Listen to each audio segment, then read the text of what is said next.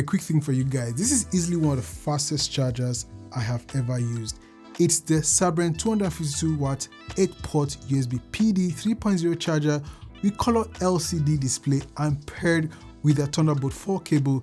It's been a crazy reliable one. I've literally charged my 25,000 milliamp power bank from 0 to 100 in record time. You get 4 USB-C ports and 4 USB-A ports, a Kensington lock slot for extra peace of mind, and a function button that lets you cycle through each port to see voltage, current, temperature, and even the estimated time left to charge your device.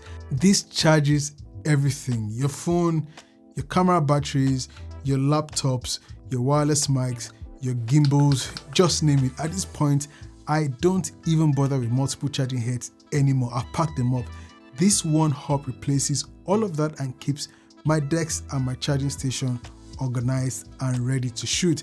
I've also been using their 4-in-1 multi-card reader attached under my desk. It supports micro SD, CF Express Type B, compact flash, and UHS 2 SD cards, which makes backing up footage real quick.